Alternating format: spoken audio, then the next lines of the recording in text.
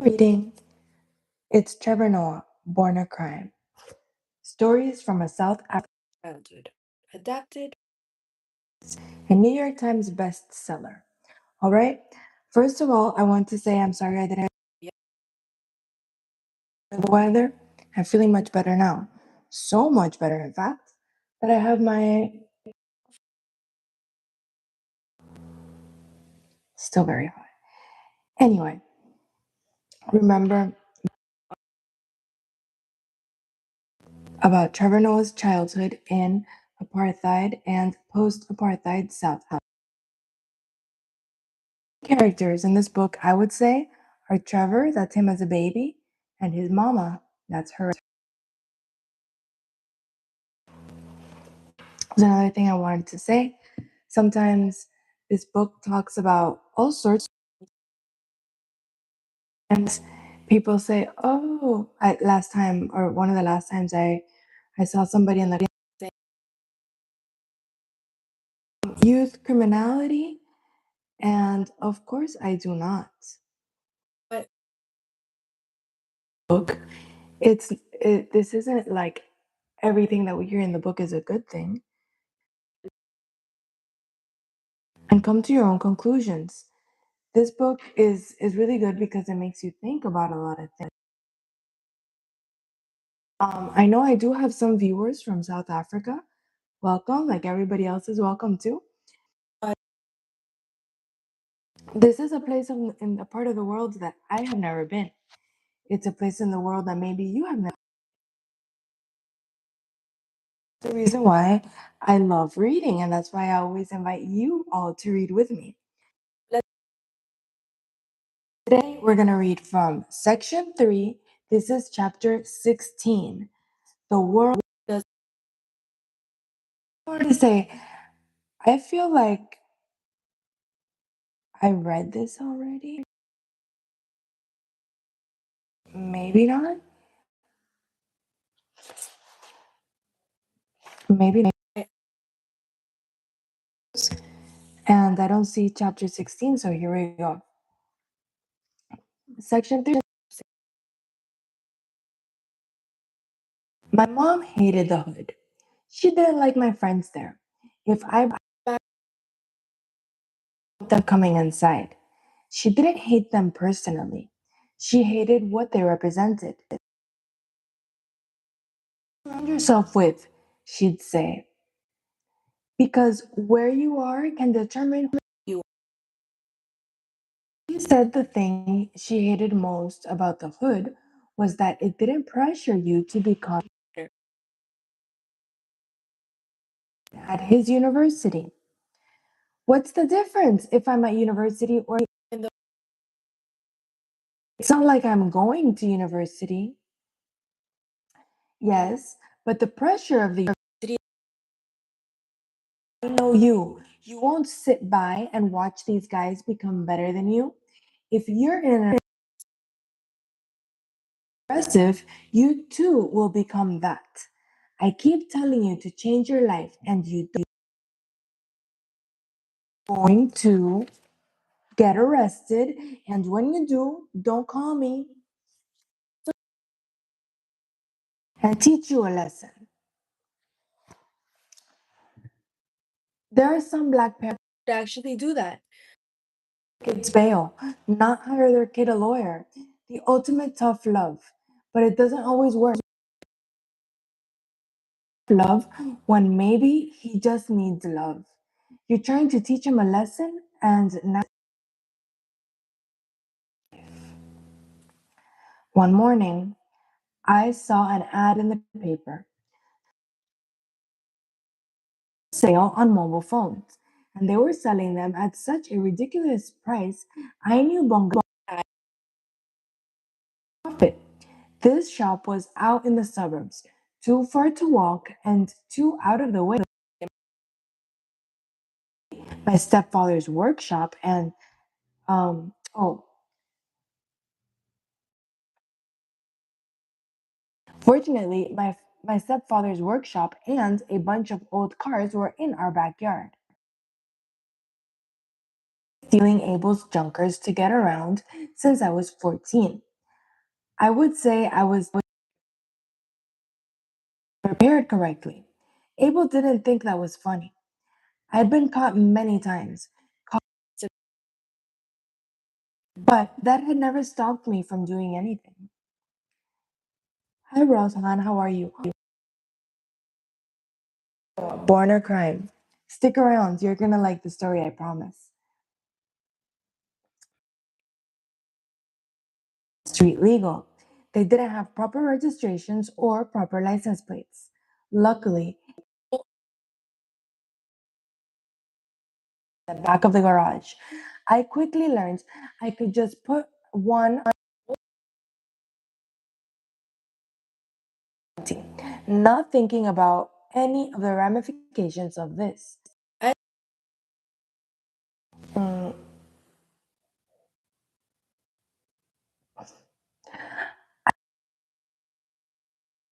was around, picked up one of the cars, the red Mazda I'd taken to the Matric dance,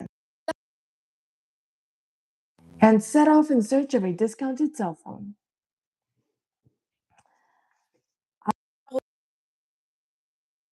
Cops in South Africa don't give you a reason when they pull you over. It's never about failing. Cops pull you over because they're cops and they have the power to pull you over. When the cop pulled me over, it was one of those situations where I wanted to say, hey, but I couldn't argue the case because I was at the moment actually breaking the law. Cop walked up to my window, asked me the standard cop questions. Where are you going? Is this your answer? I completely froze. I in Soweto, but it was always more about the circumstance. A party getting shut, a raid on a. The law was all around me, but it had never come down on me, Trevor. When you haven't had much experience with the law appears rational. Cops are jerks, recognize that they're doing a job. Hey, Nishith. Welcome to everybody, even if you're not typing hi in the comments, but you can, and everybody's welcome here. Sorry. Your parents, on the other hand, are not rats. Served as judge, jury, and executioner for your entire childhood, and sentence for every misdemeanor. In that moment, when I should have been scared of the cop, all I was thinking was, when I get home,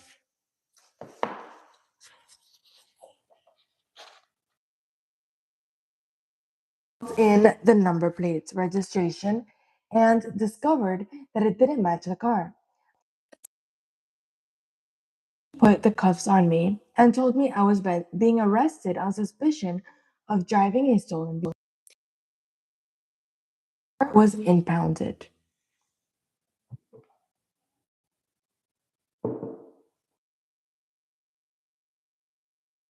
There was a little hair floating on my coffee. Yuck. Okay.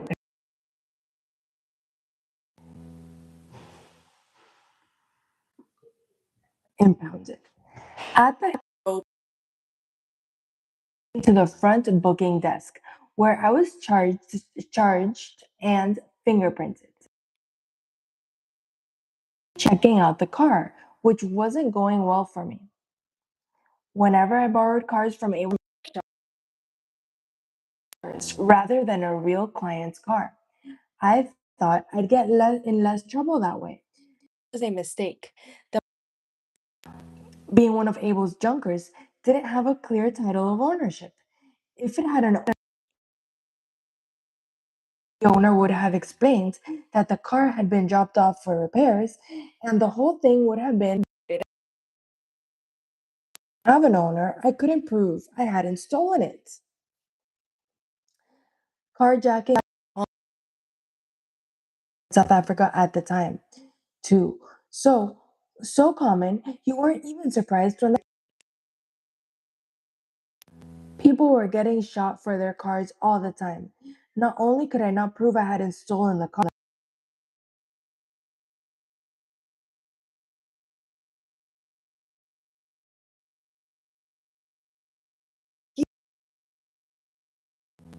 I was in deep, deep trouble. I said left auto, a plausible suspect for carjacking or murder. Call my parents or go to jail. With my might actually kill me. In my mind, that was an entirely realistic scenario. Thinking, she's going to make this worse. She's not the character witness I want right now. She wouldn't me because she wouldn't. If you ever get arrested, don't call me. I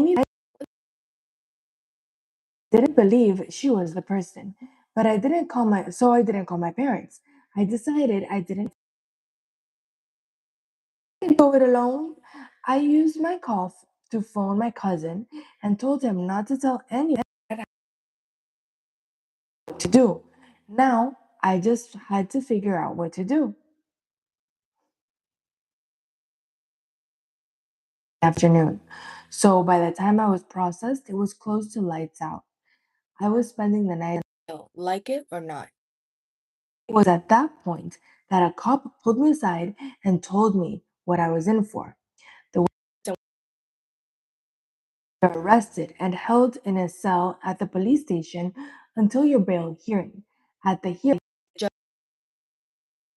arguments from the opposing sides, and then he either dismisses the charges or sets bail and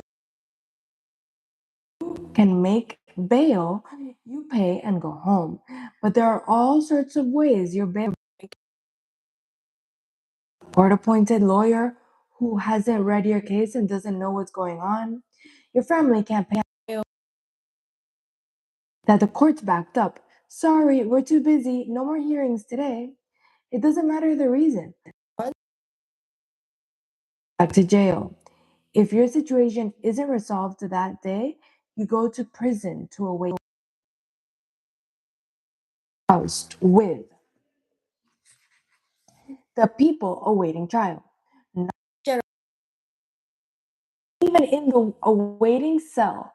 Oh, excuse me. But even the awaiting because you have people picked up for traffic violations all the way up to proper hardened together.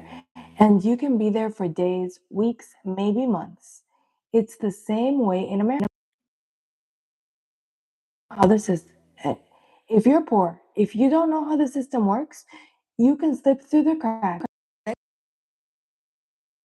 This weird purgatory where you're not in prison, but you're not in prison.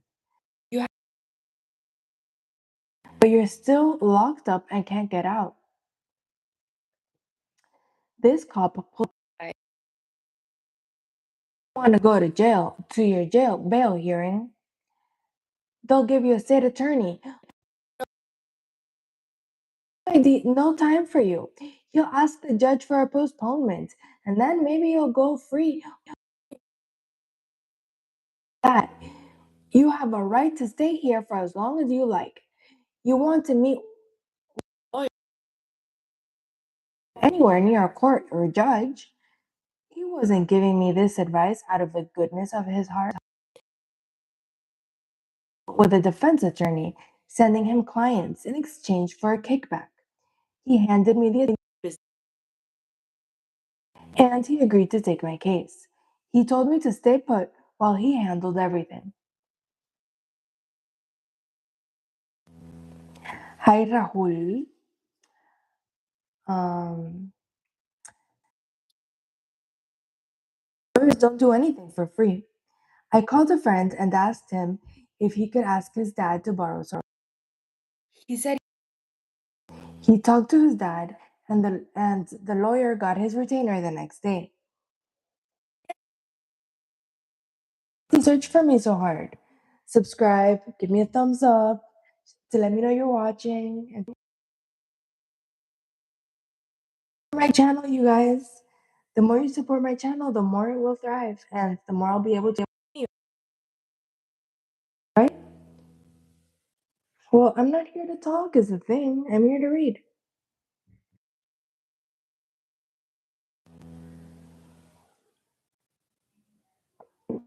And anyway, as soon as I like you too. Um,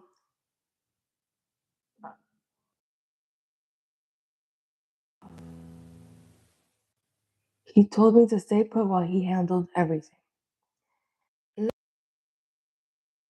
do anything for free. I called a friend and asked him if he could ask his dad to borrow more. To my dad, to his dad, and the lawyer got his retainer the next day. With the lawyer taking, I was feeling pretty slick. So slick. Hi, Sarah. I'd handled the situation, and most important, Mom and Abel were none the wiser. Remember to give me some support by giving me a thumbs up, subscribing, especially subscribe so you can see me.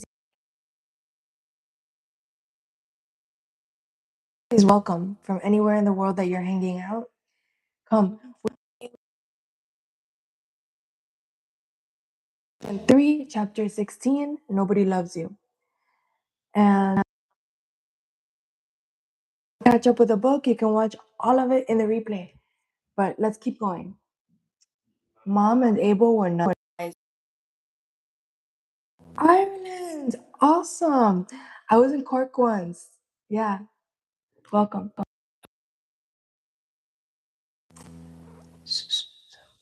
Mom and Abel were none the wiser. When the time came for lights out, a cop came and took my stuff, my belt, my wallet, my shoelaces. So you don't hang yourself. Right. My situation still wasn't sinking in.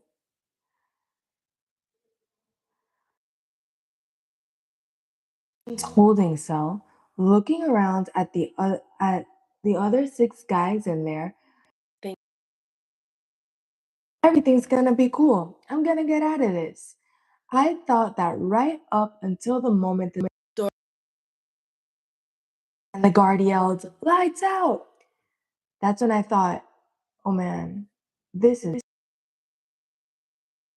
Guards had given me a mat and a scratchy blanket. I rolled them out on the concrete floor and tried to get. Every scene was racing through my head. But this wasn't prison, it was jail. And there's a big.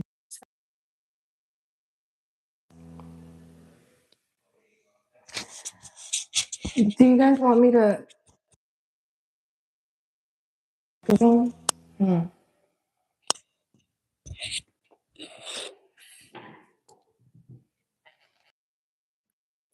I'm sorry about that. Can you hear me better now? Can you guys hear me better now? Can you tell me if you can hear me better or not? I took off the microphone. I don't know if it's the microphone or if it's the connection. I'm going to continue reading. Yeah, you can hear me better? Good. Okay. Good. Thank you for telling me. Um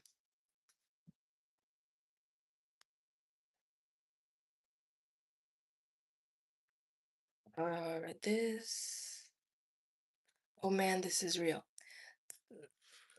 I would soon come to understand, all right? Maybe it's the microphone, maybe it's the internet. We'll see. I guess I should test the microphone at home. I have it. Okay. Um, let's continue.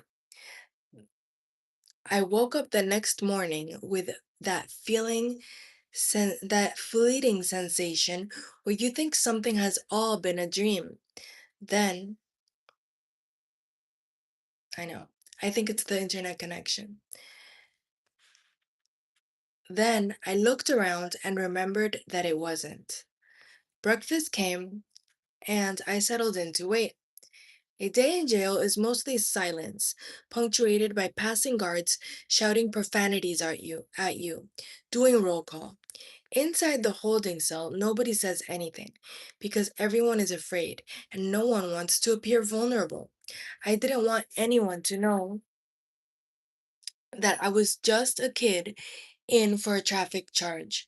So I reached back in my mind for all the stereotypes of what I could imagine people act like in prison. And then I tried to act like that. In South Africa, everyone knows that colored gangsters are the most ruthless, the most savage. Okay? So when he says colored, in South Africa, colored was half black, half white, or like a tan color. And as you can see, Trevor, his mom is African. She's from the Xhosa tribe, and his dad was from Switzerland, so he's mixed race. So, let us continue. Um,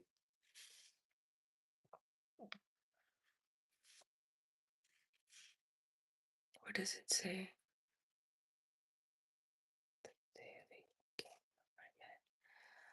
Um, Here we go. Everyone knows that color gangsters are the most ruthless, the most savage. It's a stereotype that's fed to you your whole life. The most notorious colored gangsters are the number gangs, the 26s, the 27s, the 28s. They control the prisons. They are known for being brutally violent, like Mexican drug cartels.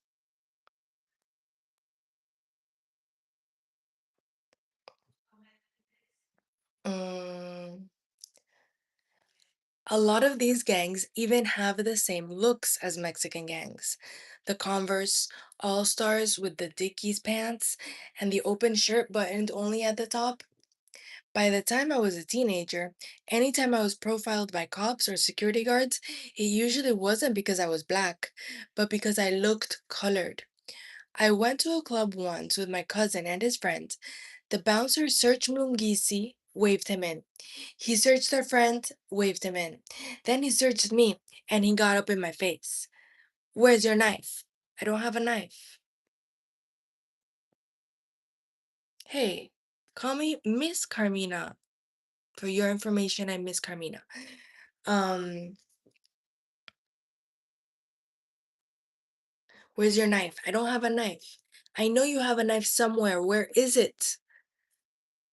He searched and finally gave up and let me in, looking at me like I was trouble. I figured that if I was in jail, people were going to assume I was the kind of colored person who ends up in jail, a violent criminal. So I played the stereotype. Anytime the cops asked me questions, I answered in broken Afrikaans with a thick colored accent. This was my brilliant plan to survive incarceration, and it worked. The guys in the cell with me were there for drunk driving, domestic abuse, petty theft. They had no idea what real colored gangsters were like. Everyone left me alone.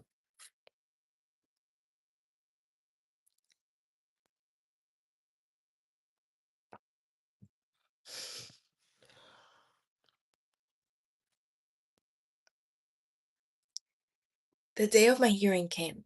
I was handcuffed and put in the back of a police van, and driven to the courthouse to meet my fate.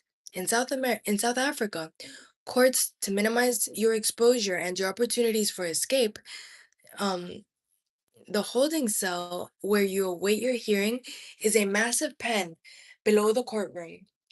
You walk up a set of stairs into the dock rather than being escorted through corridors. In the holding cell, you're mixed in with people who've been in prison awaiting trial for weeks or months. It's this weird mix. Excuse me. Everything from white collar criminals, excuse me, to guys picked up for traffic stops, to real core criminals covered with prison tattoos. It's like the cantina scene in Star Wars, where the band's playing music and Han Solo's in the corner, and all the bad guys and bounty hunters from all over the universe are hanging out. A wretched hive of scum and villainy. Only there's no music and there's no Han Solo. I was with these people for only a brief window of time, but in that moment, I saw the difference between prison and jail. I saw the difference between criminals and people who've committed crimes. I saw the hardness in people's faces. I thought on how naive I'd been just a few hours before, thinking jail wasn't so bad and I could handle it. I was now truly afraid of what might happen to me. I looked around in the holding cell. There were easily 100 guys in there, all of them spread out and huddled into their clearly and unmistakably defined racial groups. A whole bunch of black people in one corner, the colored men in a different corner, a couple of Indians off by themselves, and a handful of white guys off to one side. The guys who'd been with me in the police van, the second we walked in, they instinctively, automatically walked off to join the groups they belonged to. I froze. I didn't know where to go. I looked over at the colored corner. I was staring at the most notorious, most violent prison gang in South Africa. I looked like them, but I wasn't them. I couldn't go over there doing my fake gangster act and have them discover I was a fraud. That game was over. The last thing I needed was colored gangsters up against me. What if I went to the black corner? I know that I'm black and I identify as black, but I'm not a black person in the face of it. So, would the black guys understand why I was walking over? And what kind of mayhem would I start by going there? Maybe going to the black corner as a perceived colored person might anger the colored gangs even more than going to the colored corner as a fake colored person, because that's what had happened to me my entire life. Colored people would see me hanging out with blacks and they'd confront me, want to fight me. I saw myself starting a race war in the holding cell. All of this was happening in my head in an instant, on the fly. I was going crazy, doing crazy calculations, looking at people, scanning the room, assessing the variables. If I go here, then this. If I go there, then that. My whole life was flashing before me. The playground at school, the spatza shops in Soweto, the streets of Eden Park. Every time and every place I ever had to be a chameleon. Navigate people, navigate between groups, explain who I was. I'd never been more scared in my life, but I still had to pick because racism exists and you have to pick a side. You can say that you don't pick sides, but eventually life will force you to pick a side. Thank you, Rahul.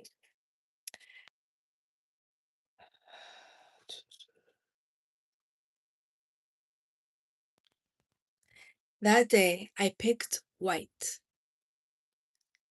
They just didn't look like they could hurt me. It was a handful of average middle-aged white dudes. I walked over to them. We hung out for a while, chatted a bit. They were mostly in for white collar crimes, money schemes, fraud, and racketeering. They'd be useless if anyone came over looking to start trouble, but they weren't going to do anything to me. I was safe. Luckily, um, Luckily, the time went by fairly quickly. I was in there for only an hour before I was called up to court, where a judge would either let me go or send me to prison to await trial.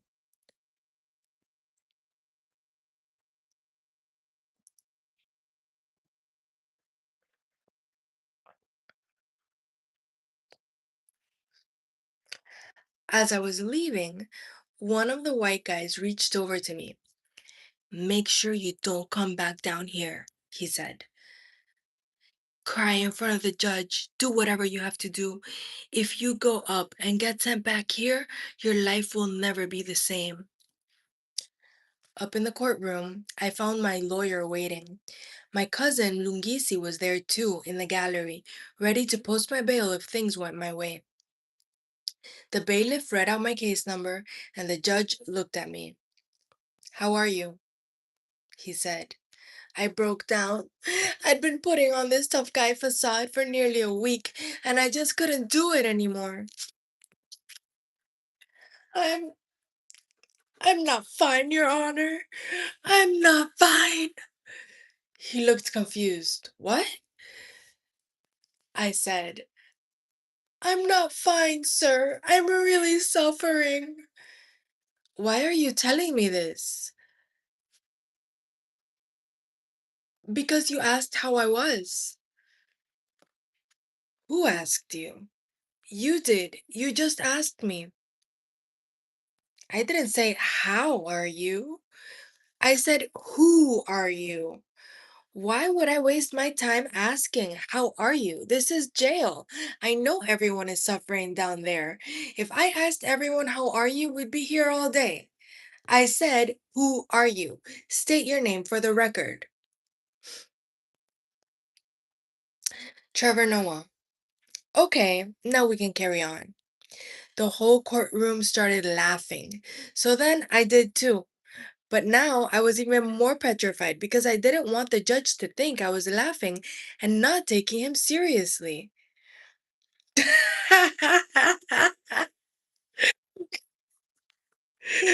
Ah. Oh my goodness. Um, You guys are making me lose my place. Stop it. And not taking him seriously. It turned out that I didn't need to be worried. Everything that happened next took only a few minutes. My lawyer had talked to the prosecutor and everything had been arranged beforehand. He presented my case. I had no priors. I wasn't dangerous. There were no objections from the opposing side. The judge assigned my trial date and set my bail. And I was free to go. I walked out of the courtroom and the light of day hit my face, and I said, Sweet Jesus, I am never going back there again. It had been only a week in a cell that wasn't terribly uncomfortable, with food that wasn't half bad, but a week in jail is a long, long time. A week without shoelaces is a long, long time. A week with no clocks, with no sun, can feel like an eternity. The thought of anything worse, the thought of doing real time in a real prison, I couldn't even imagine. I drove with Lungisi to his place, took a shower, and slept there. The next day, he dropped me back at my mom's house. I strolled up the driveway, acting real casual. My plan was to say I'd been crashing with Lungisi for a few days. I walked into the house like nothing had happened. Hey, Mom, what's up? Mom didn't say anything, didn't ask any questions. I was like, okay, cool, we're good. um, I stayed for most of the day. Later in the afternoon, we were sitting at the kitchen table talking. I was telling all these stories, going on about everything Lungisi and I had been up to that week. And I caught my mom giving me this look, slowly shaking her head. It was a different look than I had ever seen her give me before. She looked hurt. What? I said. What is it? She said, Boy, who do you think paid your bail? Hmm? Who do you think paid your lawyer? Do you think I'm an idiot? Oh my goodness. Do you think I'm an idiot? Do you think no one would tell me? The truth came spilling out. Of course she'd known. The car, it had been missing the whole time.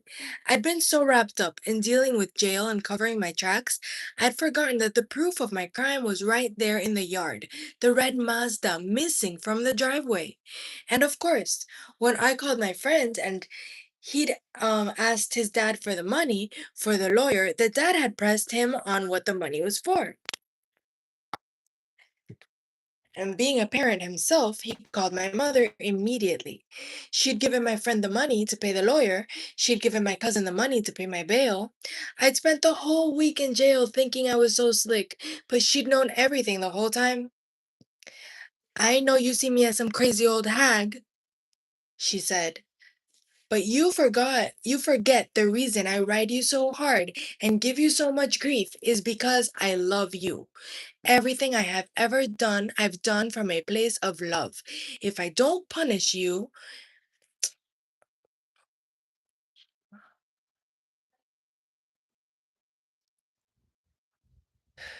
if I don't punish you, the world will punish you even worse. The world doesn't love you. If the police get you, the police don't love you. When I beat you, I'm trying to save you. When they beat you, they're trying to kill you.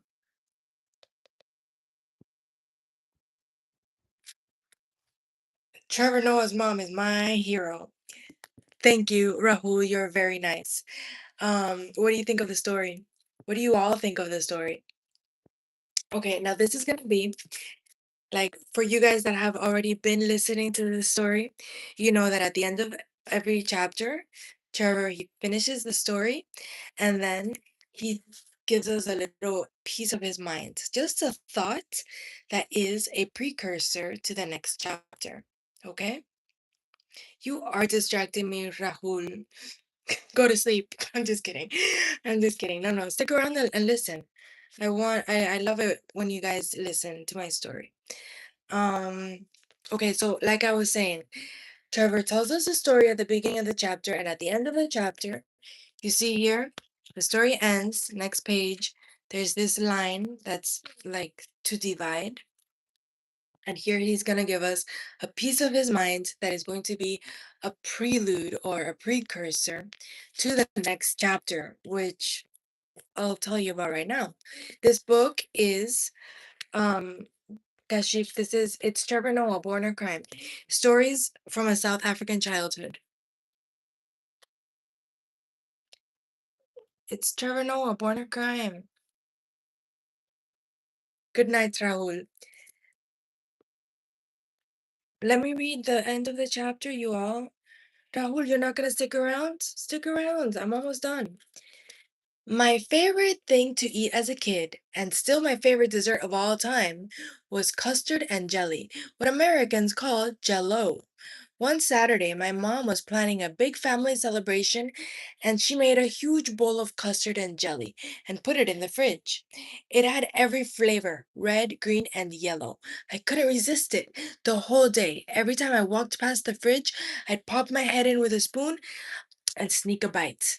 It was a giant bowl, meant to last for a week for the whole family. I finished it in one day by myself. Oh my goodness, who hasn't done that? I've done it when I was a kid. When I was a kid, I used to steal cookies from my auntie. Poor auntie. Okay, so by myself. I went to bed and got absolutely butchered by mosquitoes. Mosquitoes love to feast on me. And when I was a kid, it was bad. They would destroy me at night. I would wake up covered with bites and feel ill to my stomach and itchy all over, which was exactly what happened this particular Sunday morning. Covered with mosquito bites, my stomach bloated with custard and jelly. I could barely get out of bed. I felt like I was going to vomit.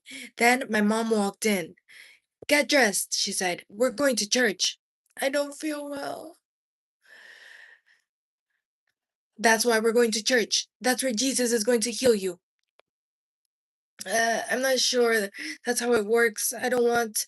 I. Why don't I take a medicine? I said, and then pray to Jesus to thank him for giving us the doctors who invented the medicine because medicine is what makes you feel better. You don't need medicine, you have Jesus. Jesus will heal you. Pray to Jesus. But medicine is not a blessing from Jesus. And if Jesus gives us medicine and we do not take it, then aren't we denying the grace that he has given us? Like all of our debates about Jesus, this conversation went nowhere. No, get dressed. We're going to church. And the next chapter is chapter 17, My Mother's Life. And let's see if we can read it tomorrow. Who likes the book? I love this book. I love this book. Recently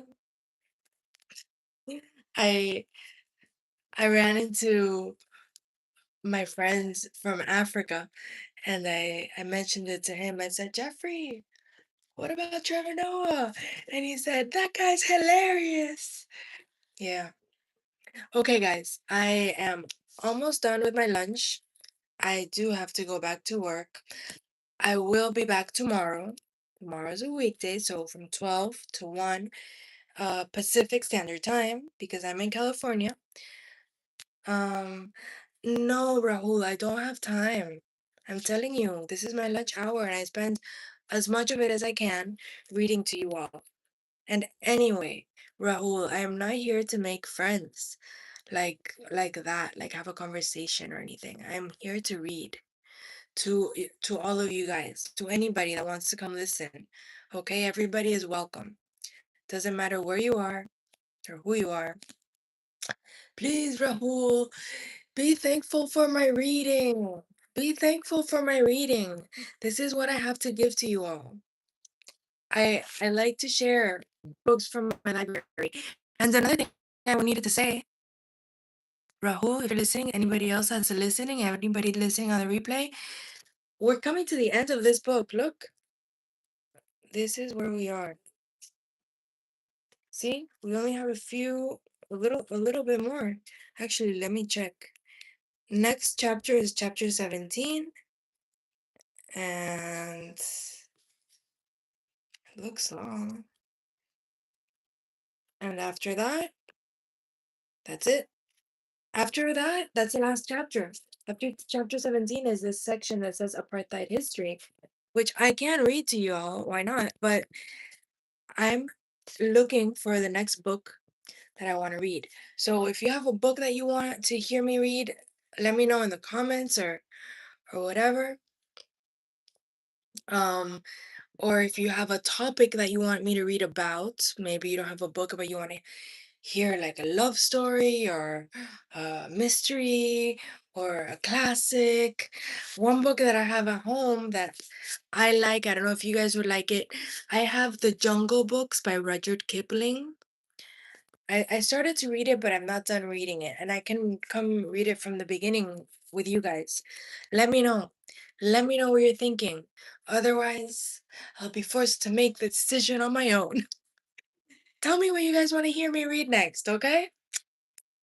Love you, readers and scholars. Wait, it's a little hard. Bye.